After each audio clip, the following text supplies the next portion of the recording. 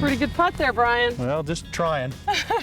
Thanks for having us out to the Crested Butte Club. This is absolutely spectacular. Well, thank you. Thanks for being here. We're glad that you could make it. And I know it's a little difficult to get here, but once you're here, it's... Don't want to leave. No, it's difficult. We've got a lot of great views and mountains all around us. The small but quaint mining town is just a couple miles down the road from us.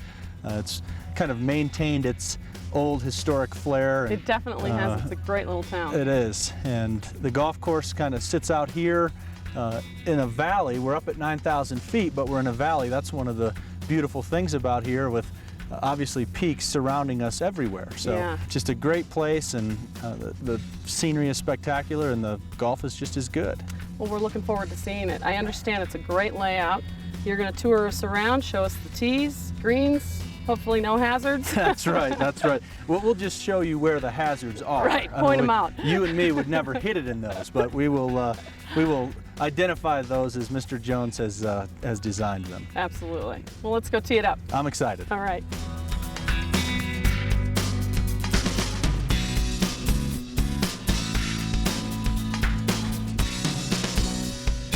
Well, Brian, I think that we've just reached the highest point on the golf course, am I right?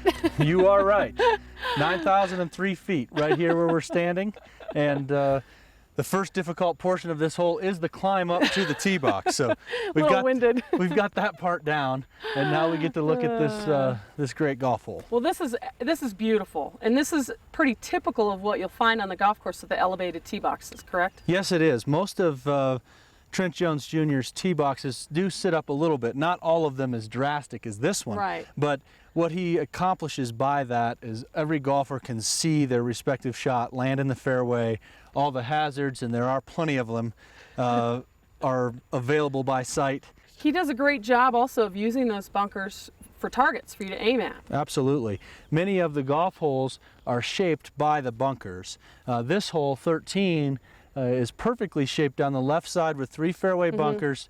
His idea was for the golfer to hit a little fade at the bunkers and bring it back into a narrow landing area. Which I know is what you're going to do. That's what I'm going to try to do.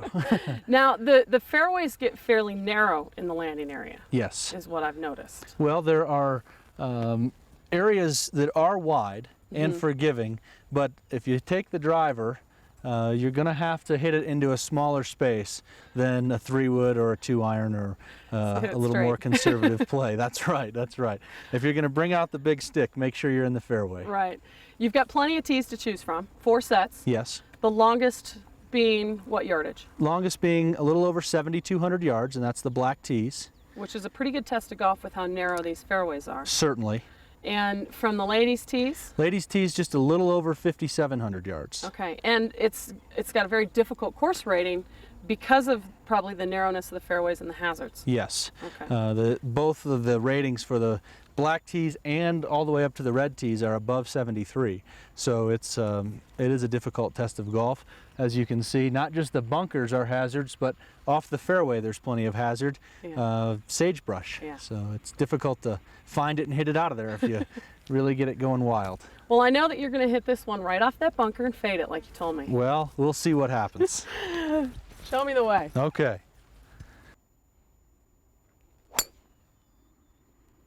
Perfect. Just what you told me to do. I've seen you play a lot of golf, and I know it's not too difficult, so let's see another one for you.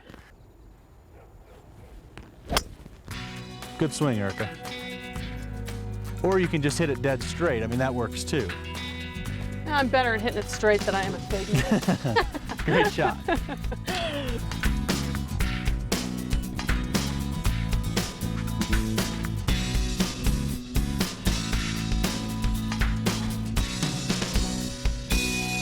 Brian, it's great you don't see a lot of cart paths on this golf course. Well, we enjoyed it. It actually helps speed up play also. Yeah, you get to drive right out here. Easy. Well, good job negotiating that tight tee box, or the fairway shot there. He was nice by bowling this fairway a little bit, which helped us out a little. Yes. Knocked us back into the middle. Every little bit helps. There's a lot of hazards on this hole, yes, as there are throughout the golf course. Yes. You know, there's a lot of sage and water and bunkers. Tell us about it. Well, most of the holes, particularly on the back side, were cut right through the sage. It's a wonderful design feature, very visually appealing, Right. but not so visually appealing when you have to walk in it and find your golf ball. Find your golf ball. But many of the fairways on the back nine are lined with sage, both sides. It really presents a nice shape. Now the front side is more water. Yes, 7 holes on the front have water somewhere. Small streams that meander through the front nine is more of the design feature on the front Right. versus the sage on the back nine. Right. Now, bunkers, Yes, both fairway, green side. I mean, you've got a lot of them here. 85. This hole doesn't have any fairway bunkers, which there's not a whole lot of room for them on this hole. But we do see 3 up there by the green. Water in front protects it. This is a great approach shot here. Very well designed hole with the water and the 3 bunkers to negotiate. But the bunkers do play a major role. Many of them are out there to help shape the hole, but also can be very penalizing. Right. I mean, if you hit in there, you better bring your sand game. That's right. It'll be a long day. At least your sunscreen and your beach towel. It can get out of hand if you get in too many. So Make a day out of it. that's right. Well, Erica, let's see you hit a shot anywhere but that sand out there. Okay, let's see if I can negotiate all that stuff out there. Oh, not when you hit it like that. That'll work. See if you can knock it inside of that.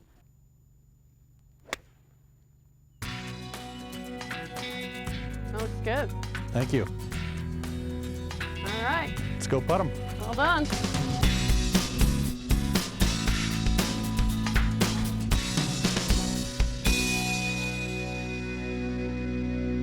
You sure negotiated the hazards as you predicted. I don't know, they're pretty daunting when you're standing out there. I guess the key is just to think that they're really not there. That's right. Forget about them. That's right. All right. Let's see a 3 here. That would be good.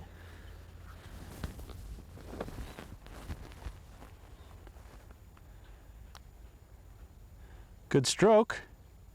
All right. Got it. Pressure's on. Oh, I know. This is for lunch, right? I hope not. I'll tell you in a minute.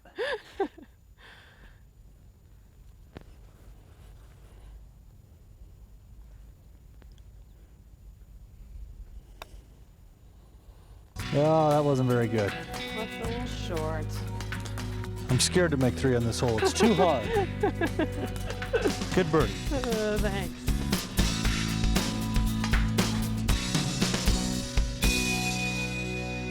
Have a couple of nice shots, Brian. Well, thanks. Yours too. They're both in here pretty good. Now this is a fairly large green, Yes. but that's fairly typical here as well. Most of them are about this size. They are not many real small greens out here. I would say they're a little on the bigger side than, comparably to other golf courses, but they're pretty good size. You can have some long putts on these greens. Right, and you've also got a lot of pin placement, so you can move the pin around and make the hole play differently from day to day. Absolutely. There's plenty of pin placements on this green, probably up to 10, but you can see the difference if we put it down there on the front left portion or the back right portion. The hole could play 30 yards longer. Now, there's not a lot of severe undulations in these greens. There's no shelving, there's, things like that. There's just kind of nice, subtle undulations. Yes.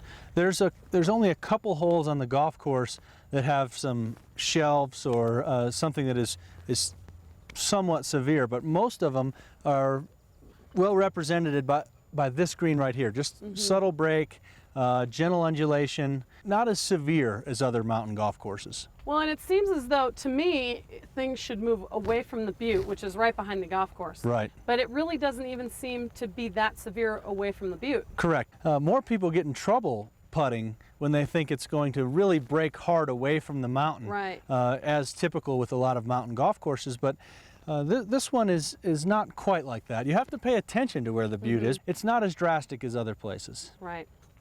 Speed of the greens is really nice. It's about a 10, you said, right in there. which is great, but you can get them faster. We do get them faster occasionally. I guess we all like to have them up at 12 every now and then just to see what it's like. But we think a good speed for everyday play is right around 10, and that's where we try to keep them. That's great. Knock yours in for me. Okay, I'll try. Make birdie.